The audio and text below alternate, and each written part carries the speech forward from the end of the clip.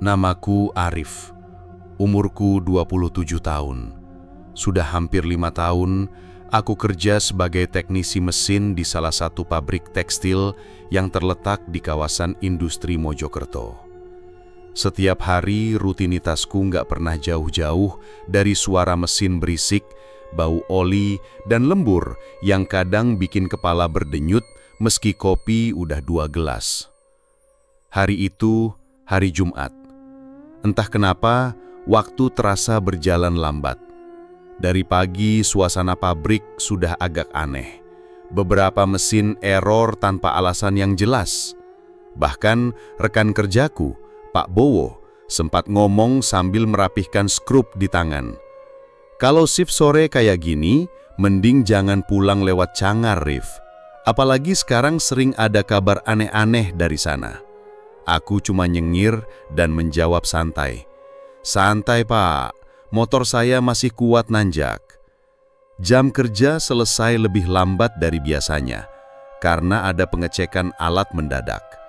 Aku baru keluar dari area pabrik sekitar pukul 22.45.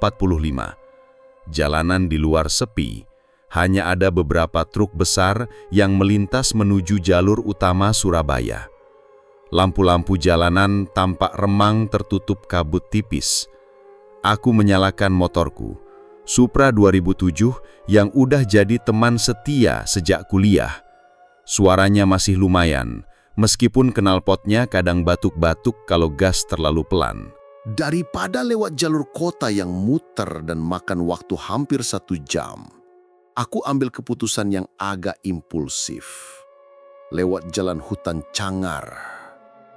Jalur ini memang bisa memangkas waktu hampir setengah jam, tapi semua orang Mojokerto tahu jalan itu bukan jalur biasa, terutama kalau sudah lewat jam 10 malam. Tapi karena pikiranku cuma ingin cepat sampai rumah di Dusun Kalisongo, aku belok kanan masuk ke arah jalan kecil dengan portal tua yang sudah berkarat. Di sana, di bawah remang lampu kuning yang menggantung di ujung tiang besi tua, tertulis, jalur alternatif Cangar tidak disarankan melintas malam hari. Kupikir itu hanya peringatan basi.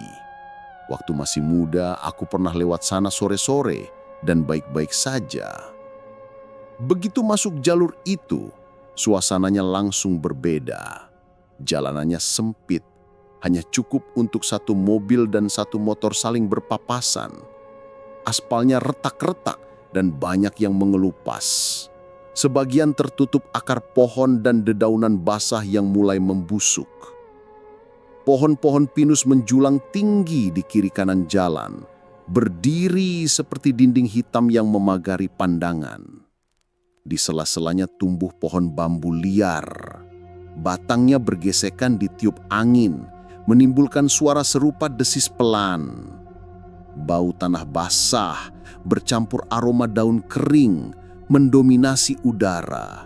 Dan entah kenapa malam itu rasanya lebih dingin dari biasanya. Sepanjang 3 kilometer pertama, aku tak melihat satu pun kendaraan lain. Tak ada rumah, tak ada suara selain jangkrik dan sesekali burung malam yang terbang menyambar di antara pohon. Tapi justru, itulah yang membuat segalanya terasa salah. Awalnya, motorku melaju normal. Mesin memang agak kasar, tapi masih kuat menanjak. Namun, saat masuk kilometer kedua, tiba-tiba motorku bergetar aneh. Aku merasa seperti melewati jalan yang licin. Padahal tidak hujan. Suara mesinnya mendadak berubah, seperti ada sesuatu yang mengganjal. Grek, grek, grek. Lalu mati. Aku diam. Napasku langsung tertahan. Kupencet starter, tidak hidup. Kutarik gas, tidak ada reaksi. Kucoba sekali lagi. Masih mati. Kubuka jok, periksa bensin. Masih ada. Setengah lebih malah. Aku menghembuskan napas panjang, sedikit kesal. Kupikir mungkin karburatornya kemasukan angin. Aku coba goyangkan motor pelan-pelan, injak-injak pedal starter manual sambil mengumpat dalam hati. 10 menit berlalu, tetap tidak menyala. Aku mulai gelisah. Ku tengok ke belakang, gelap. Ku tengok ke depan, juga gelap. Cahaya dari lampu jalan sudah menghilang sejak aku masuk kilometer pertama.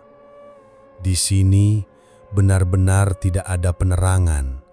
Yang tersisa hanya cahaya redup dari lampu motorku yang sekarang padam dan senter ponsel yang baterainya tinggal belasan persen. Aku nyalakan senternya, mencoba melihat sekeliling.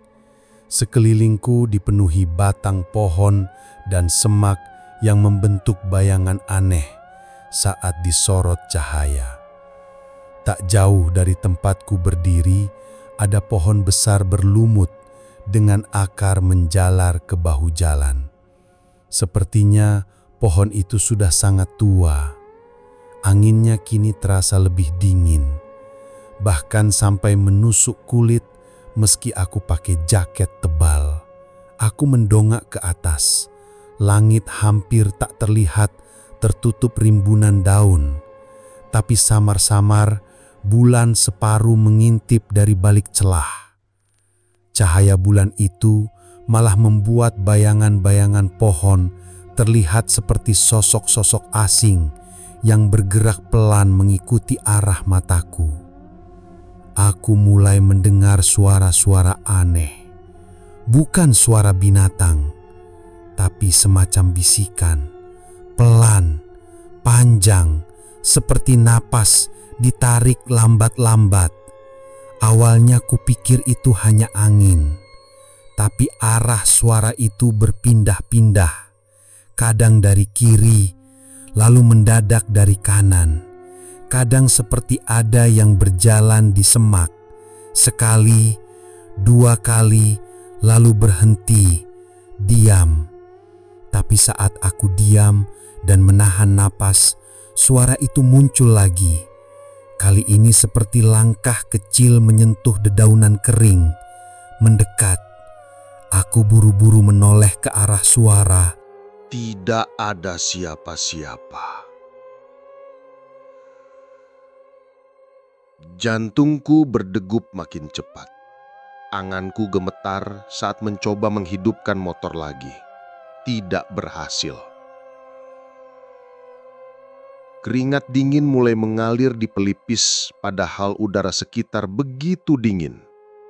Aku merogoh saku, ambil HP, dan coba nyalakan sinyal. Tidak ada jaringan. Hanya tulisan emergency calls only. Aku sendirian. Dan itu hal paling kutakutkan.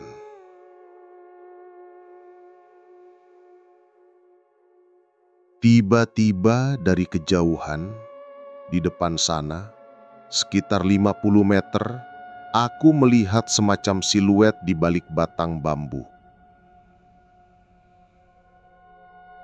Awalnya hanya samar, seperti bayangan, tapi makin lama makin jelas. Seperti seseorang berdiri diam, menunduk, rambutnya panjang menutup wajah, tubuhnya kurus tinggi dan memakai kain putih kusam yang panjangnya sampai ke tanah. Aku tertegun, tidak bergerak, antara panik dan bingung. Apakah itu warga? Atau... Aku melangkah pelan, senter tetap terarah ke depan. Makin dekat, sosok itu tidak bergerak sedikit pun. Bahkan kainnya tidak berkibar meski angin cukup kencang. Aku beranikan diri bersuara. "Pak, permisi." Tidak ada respon. Aku ulangi lebih keras. Halo, saya Arif. Motor saya mogok. Senyap. Tidak ada angin. Tidak ada suara binatang. Hening seperti dunia berhenti. Lalu tiba-tiba senter HP-ku mati. Aku panik, pencet-pencet tombolnya. Layarnya masih menyala, tapi cahaya tidak keluar. Gelap gulita menyelimuti sekitarku. Dalam kegelapan, aku seperti bisa merasakan sesuatu berdiri tak jauh dari tempatku berdiri. Ada hawa dingin yang tidak wajar. Bukan dingin malam biasa, tapi dingin yang seperti menghisap hawa tubuhku. Aku mencoba menyalakan senter sekali lagi. Kali ini berhasil. Cahaya kembali menyala. Tapi sosok tadi sudah tidak ada. Yang tersisa hanya bambu yang bergoyang pelan.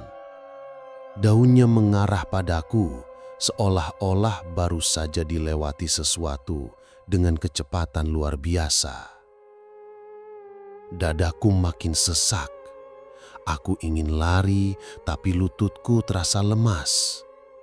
Aku berbalik, dan saat itu baru pertama kalinya dalam hidupku aku merasa aku bukan satu-satunya makhluk yang ada di tempat itu. Ada sesuatu yang sedang memperhatikan aku dari kegelapan. Dan rasanya dia belum ingin aku pergi dari sana. Aku terus mendorong motorku pelan-pelan, meskipun kakiku mulai pegal dan nafasku tidak beraturan. Jalanan yang kulalui sedikit menanjak, aspalnya sudah tak rata, penuh lubang kecil dan akar pohon yang mencuat seperti perangkap alami. Setiap kali roda motor melewati salah satunya, suara krek dari suspensinya terdengar nyaring di tengah kesunyian malam. Udara semakin dingin, menyelinap dari celah jaket dan membuat tengkukku menggigil meski tubuhku basah oleh keringat.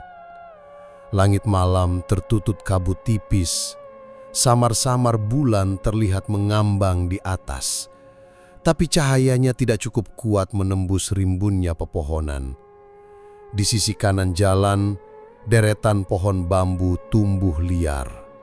Batang-batangnya tinggi dan kurus, menjulang ke atas dan membentuk semacam lorong gelap yang tak berujung.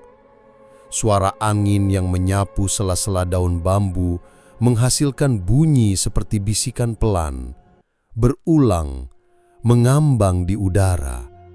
Kadang terdengar seperti ada yang sedang memanggil. Tangisan, lirih, pelan, tapi jelas, seperti suara seorang perempuan muda. Nadanya rendah dan bergetar, bukan seperti orang kesakitan, tapi lebih seperti orang yang putus asa, yang sedang menahan beban berat dan ingin melepaskan segalanya lewat isak yang nyaris tak bersuara. Aku terdiam. Tangisan itu terdengar dari arah kiri jalan, dari balik barisan pohon bambu yang menjulang rapat, di mana gelapnya begitu pekat hingga tak ada celah cahaya bisa masuk. Napasku terengah, jantungku seperti dihimpit dari dua sisi. Aku mencoba mencari penjelasan masuk akal. Burung hantu, atau mungkin monyet, gumamku dalam hati memaksa diriku untuk tetap rasional. Tapi kemudian tangisan itu pindah. Sekarang berasal dari arah kanan. Lebih dekat, lebih jelas. Dan suara itu bukan lagi sekedar tangisan. Ada suara lirih, suara panggilan seperti seseorang yang mengenaliku. "Mas, Mas, tolong Mas." Suaranya pelan, lembut, tapi menyayat seperti pisau tumpul yang mengiris perlahan. Aku menahan napas, mataku membelalak. Rasanya tengkukku seperti disiram es. Aku tidak berani menoleh. Suara itu terlalu dekat, seolah berdiri hanya beberapa langkah dariku. Tapi saat aku paksakan kaki untuk bergerak, semak di kanan jalan tiba-tiba bergoyang sendiri. Bukan karena angin, tapi seperti ada yang melintas, cepat, senyap. Aku tidak tahan lagi. Aku langsung lari. Kakiku menabrak ranting, sepatu kiriku sempat tersangkut akar, hampir membuatku jatuh. Tapi aku tetap berlari, tanpa menoleh ke belakang. Nafasku terengah, dada terasa terbakar, tapi rasa takut jauh lebih besar dari rasa sakit. Tapi kemudian aku sadar sesuatu. Langkahku bukan satu-satunya yang terdengar di jalan itu. Awalnya samar, lalu makin nyata. Ada langkah lain, tapi bukan suara sepatu menapak tanah. Bukan bunyi sepatu seperti milikku yang menginjak daun dan kerikil. Ini berbeda. Seperti langkah yang tidak menyentuh tanah. Langkah itu tidak memiliki bunyi berat, tidak ada gesekan atau hentakan, tapi ada suara semacam desisan, seperti pasir kering yang diseret pelan, berbisik halus di telinga, seperti suara tubuh melayang hanya beberapa sentimeter dari permukaan tanah, tapi tetap mampu menimbulkan jejak bunyi yang tidak dimiliki makhluk hidup. Langkah itu mengikuti irama lariku. Ketika aku mempercepat langkah, suara itu juga bertambah cepat. Saat aku menabrak ranting dan melompat melewati batu besar di tengah jalan, suara itu masih ada, mengikuti dari belakang, seperti bayangan yang tak bisa ditinggalkan. Aku tidak tahu berapa jauh aku berlari. Rasanya seperti tak sampai-sampai ke ujung jalan. Hutan ini seperti memanjangkan dirinya sendiri, seperti labirin yang terus berputar hanya untuk mengurungku di dalamnya. Beberapa kali aku sempat menoleh, tapi tak melihat siapa-siapa. Tapi hawa dingin itu tetap ada. Aroma anyir, seperti darah kering dan tanah basah semakin kuat menyelimuti udara. Kabut tipis mulai turun, menyebar di permukaan jalan dan menutupi bagian bawah kakiku, membuat langkahku makin tak pasti. Kemudian, suara tangisan itu muncul lagi. Tapi kali ini tidak di kiri atau kanan, melainkan tepat di belakang telingaku. "Mas, tolong aku." Suaranya sangat dekat, sangat jelas. Dan setelah itu, aku merasakan sesuatu menyentuh punggungku. Ringan, tapi dingin. Seperti ujung jari es menyapu pelan kulitku dari bawah leher hingga ke tulang belikat. Refleks, aku menjerit sambil melompat ke depan. Tubuhku berputar, dan senter HP langsung kuterangkan ke arah belakang. Kosong, hanya kabut, pohon, dan jalan sempit yang baru saja kulewati. Tapi, di tengah kabut itu, aku melihat siluet, samar, diam, seperti berdiri menunggu. Rambutnya panjang, kepalanya sedikit miring, dan meski jaraknya cukup jauh, aku bisa melihat. Dia tersenyum. Tapi itu bukan senyuman manusia. Aku kembali lari, sekencang-kencangnya. Aku sudah tidak peduli dengan suara apapun atau rasa sakit di tubuhku. Aku hanya ingin keluar dari hutan ini. Keluar sebelum suara itu kembali memanggilku dari balik kabut. Karena malam itu aku tahu, aku tidak hanya sedang berjalan sendiri. Aku sedang dibuntuti oleh sesuatu yang tidak berasal dari dunia kita. Aku lari tanpa henti. Napasku nyaris habis, tapi rasa takut jauh lebih mendominasi dibanding lelah di kaki. Kegelapan di belakang terasa seperti mulut besar yang siap menelan.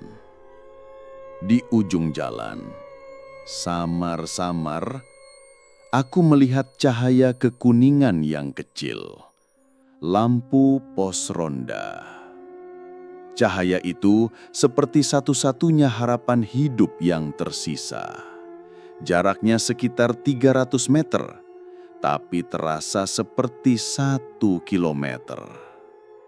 Kaki kananku mulai kram, perutku perih karena terlalu lama menahan napas.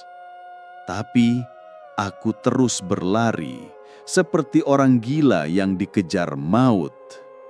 Bayangan sosok putih yang kulihat tadi masih tergambar jelas di benakku.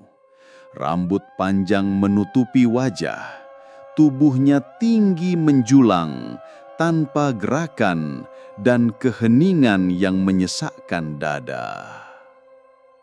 Langkahku terseret. Jalan tanah mulai berubah menjadi aspal yang kasar. Aku akhirnya sampai di depan pos ronda. Satu lampu bohlam kuning menggantung, menggoyang pelan tertiup angin. Di dalam pos kecil berdinding kayu itu, duduk seorang bapak paruh baya mengenakan jaket hitam tebal dan sarung. Ia tampak sedang menyalakan rokok. Wajahnya santai, seolah malam ini tak terjadi apa-apa.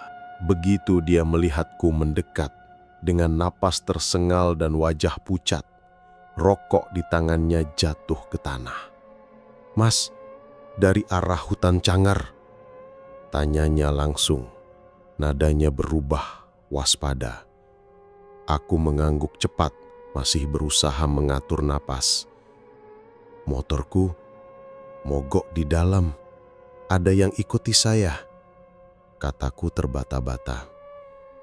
Bapak itu segera berdiri dan membukakan pintu pos. "Masuk dulu, cepat," suaranya tegas. Aku langsung duduk di bangku kayu. Tubuhku gemetar. Namanya Pak Leman. Menurut ceritanya, sudah hampir 15 tahun jadi penjaga malam sukarela di daerah itu. Warga sekitar sudah lama tahu bahwa jalur hutan Cangar bukan jalan biasa. Banyak kejadian aneh, banyak yang tersesat, banyak yang pulang tidak seperti saat pergi. Kalau motor mogok pas tengah malam di sana, Mas, itu artinya Mas udah dilihat, udah ditandai. Ucapnya sambil menuang air putih dari botol ke dalam gelas plastik. Tangannya sedikit gemetar saat memberikannya padaku. Mereka nggak suka jalan itu dilalui manusia, apalagi malam hari. Aku hanya diam, menatap keluar. Angin malam bertiup lembut, tapi di telingaku masih terngiang suara langkah-langkah aneh yang mengikutiku. Entah kenapa, hawa di pos ronda ini juga terasa dingin. Bukan dingin biasa, tapi seperti udara yang melewati makam terbuka. Setelah agak tenang, aku menceritakan semuanya. Dari mulai motorku mogok, sosok putih di bawah bambu, tangisan lirih dari semak-semak, sampai wajah aneh yang tersenyum di balik pohon. Wajah Pak Leman makin serius. "Mas tahu nggak, 3 hari lalu ada tukang ojek juga yang motornya mogok di jalan itu. Tapi dia nggak lari, dia nungguin motornya sampai pagi. Pas ditemukan, dia duduk kaku di samping motornya, matanya melotot dan lidahnya terjulur. Katanya, dia lihat sesuatu yang bikin jiwanya pergi lebih dulu. Aku tercekat. Malam itu aku nginap di rumah Pak Leman. Dia tinggal hanya 200 meter dari pos ronda. Rumahnya sederhana, berdinding papan, tapi hangat. Aku tidur di ruang tengah, berselimut sarung. Meski tubuhku lelah, mataku susah terpejam. Setiap kali aku hampir tertidur, bayangan wajah itu muncul lagi. Senyuman yang tidak manusiawi. Bibirnya pucat dan kaku, tapi tertarik lebar seperti terbelah. Dan matanya hitam kosong, seolah tidak punya jiwa. Jam 4:30 pagi, setelah sholat subuh, Pak Leman mengajakku kembali ke lokasi tempatku meninggalkan motor. Kami berjalan kaki pelan. Suasana pagi di hutan Cangar jauh berbeda dari malam.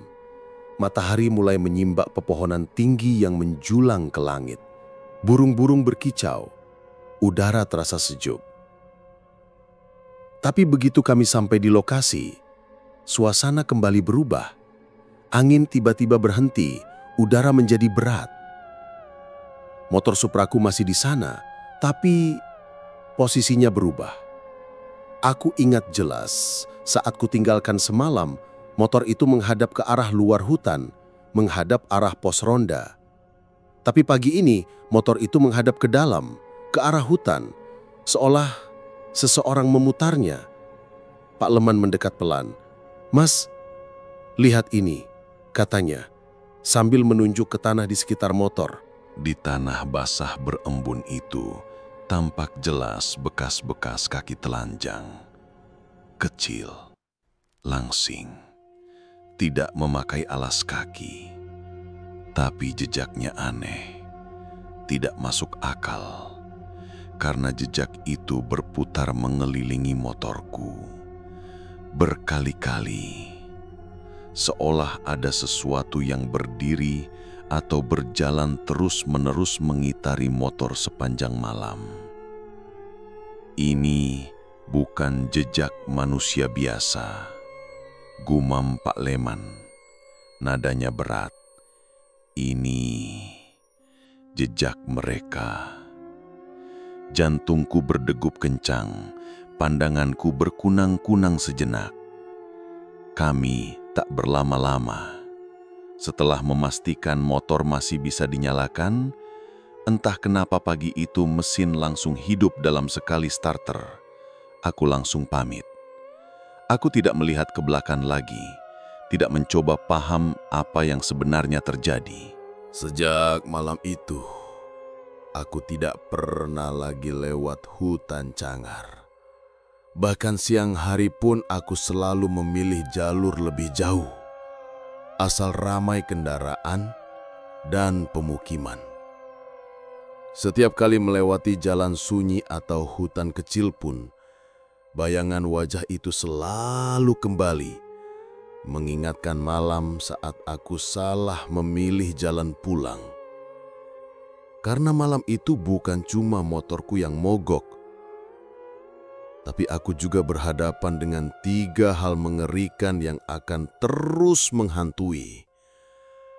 Penampakan sosok putih di bawah bambu, tangisan dan langkah gaib yang mengikuti, dan senyuman makhluk yang tidak akan pernah bisa aku lupakan seumur hidup. Dan kalau kamu pikir ini cuma cerita biasa, silahkan lewat jalan hutan Cangar tengah malam. Tapi jangan kaget kalau kamu juga harus pulang jalan kaki, sendirian, ditemani mereka.